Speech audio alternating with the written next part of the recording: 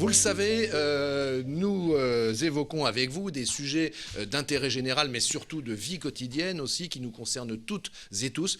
Parmi ceux-ci, il y a de l'immobilier. La semaine dernière, nous avions avec nous Axel Carpentier, c'est le patron du cabinet Sauvage, cabinet immobilier, agence immobilière, et on avait dit qu'il reviendrait parce qu'il y a encore beaucoup de choses à dire sur l'immobilier. Bonjour Axel Carpentier.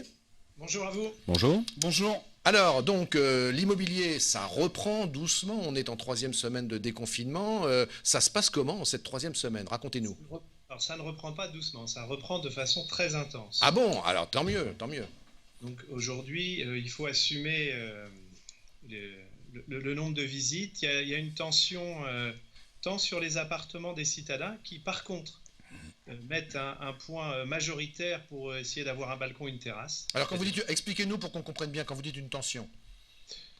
On a beaucoup de demandes. D'accord. Aujourd'hui, la demande est intense. Un produit de qualité à son prix est vendu très, très vite. Il y a très peu d'offres. Peu d'offres. Les offres sont les mêmes qu'à l'entrée du confinement. Ça progresse pas. On est toujours en insuffisance d'offres. Oui. Est-ce que vous constatez une demande massive de la part de personnes de la région parisienne qui cherchent un bout de terrain en Normandie, qui sont un peu échaudés par le confinement et qui ont envie d'avoir un peu plus de place? Alors, on le sent, mais on le sent plus dans l'heure, moins sur l'agglomération rouennaise pour l'instant. Mais il y a une vraie réflexion. Alors, le citadin, il veut rester en ville. Il ne veut pas forcément vraiment aller à la campagne. Et pour un citadin, la campagne par rapport à Rouen, c'est Bois-Guillaume. J'exagère un peu, mais c'est un petit peu la vision qu'il faut avoir. Et si au Havre, c'est Sainte-Adresse, hein, pour parler d'un peu toutes les villes de Normandie. Tout à fait. Voilà, on retrouvera ça. On sent vraiment qu'il n'y a pas de peur sur l'avenir. Il y a vraiment une recherche dynamique. Alors après, il y a un élément qui va être modérateur qu'on ne maîtrise pas aujourd'hui. Et là, on est à signer des compromis. La phase de validation de prêt qui s'est durcie. Aujourd'hui, le banquier, il veut absolument que le montant ne dépasse pas le tiers des revenus. Les taux augmentent un petit peu aussi. Mais aujourd'hui, on a une vraie tension, une vraie recherche de maisons et on sent aussi une tension en périphérie, à 20, 40 km. C'est des secteurs qui ont eu des moments un peu plus difficiles et aujourd'hui, il y a aussi une recherche intense de ce côté-ci. Cette tension, Monsieur Carpentier, ce sont des affaires qui avaient été initiées avant le Covid et avant le confinement et en fait qui arrivent à leur terme, ou alors ce sont des projets nouveaux sortis de confinement. Les gens se disent, voilà, balle neuve, je change d'appartement, je change de maison, éventuellement je change de commune. Alors, on a vraiment beaucoup de projets nouveaux. Alors, évidemment, les personnes qui ont été freinées reprennent très activement parce qu'ils étaient préachetés, mais on a des clients nouveaux. On a des clients nouveaux, on a des vendeurs nouveaux, dans les deux sens. Est-ce à dire que le confinement, enfin en tous les cas le Covid, pourrait être, alors là peut-être que je caricature, mais une bonne chose pour le secteur immobilier, une relance, j'allais dire presque naturelle C'est encore trop tôt pour le dire. Maintenant, la tendance, elle est sur de l'activité vraiment intense. Alors, le marché de la location, je fais un petit parallèle, lui aussi est vraiment en intensité. Les gens cherchent à bouger, parce que la location, c'est plus facile aussi de bouger. Il n'y a qu'un préavis à faire. On a aussi un autre critère, un autre secteur de vente qui marche très bien, c'est l'investissement locatif. Alors ça, je pense que c'est par rapport à la crainte d'une crise économique à venir.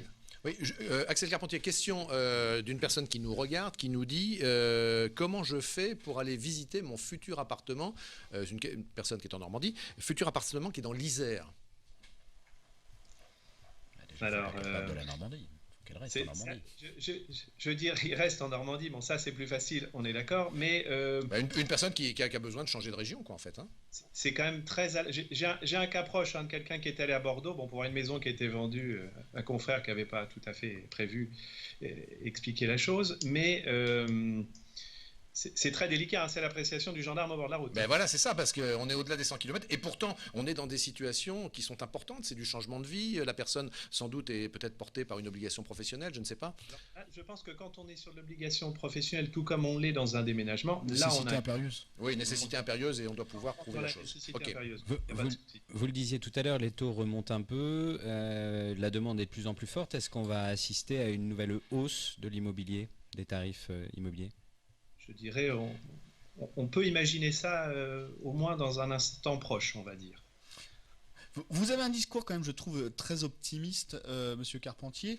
Est-ce que vous craignez pas quand même que des gens qui se retrouvent sur le carreau, dans le cadre de plans sociaux, de dépôts de bilan, aient moins la faculté d'investir? Vous parliez éventuellement de locatif, donc des propriétaires qui pouvaient faire du locatif, forcément ça va les freiner, ou de gens qui se retrouvent au chômage, qui ne vont pas changer de maison. Est-ce que vous n'êtes pas trop optimiste? Mais c'est bien d'être optimiste. Hein. Et je me permets d'ajouter que vous disiez que les banques étaient aussi beaucoup plus restrictives en ce moment, donc aussi difficulté pour obtenir des crédits. C'est exactement ça. C'est pour ça qu'aujourd'hui, je vous fais un état de ce que l'on vit. Ouais. Je reste très prudent sur l'avenir. Hein, je vous rejoins. Parce que l'effet sur les taux, les attributions de prêts vont intervenir. Et puis après, les problématiques personnelles sur des problématiques d'emploi, bien sûr. Sur les visites, donc des mesures de protection sont mises en place, des visites aussi en visio. C'est perçu comment ça par les clients potentiels? On a peu de restrictions. Les personnes, bon évidemment le port du masque, des gants, Une personne à la fois.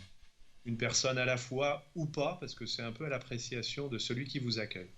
Mais c'est pas un frein, on constate pas de frein. Le vendeur se met à disposition et l'acquéreur, dans sa visite, au potentiel acquéreur, n'a pas de crainte particulière. Hein. Axel Carpentier, Françoise qui contribue à notre échange, elle nous parle de l'achat sur plan dans l'immobilier. Alors ça ne vous concerne pas, hein, ça concerne plutôt les promoteurs. L'achat sur plan dans l'immobilier a de quoi décourager. Elle dit quelquefois beaucoup de malfaçons. Je voudrais juste dire à Françoise eh bien, que dans les jours prochains, nous recevrons le président de la Fédération des promoteurs immobiliers de Normandie et donc on pourra évoquer toutes ces questions.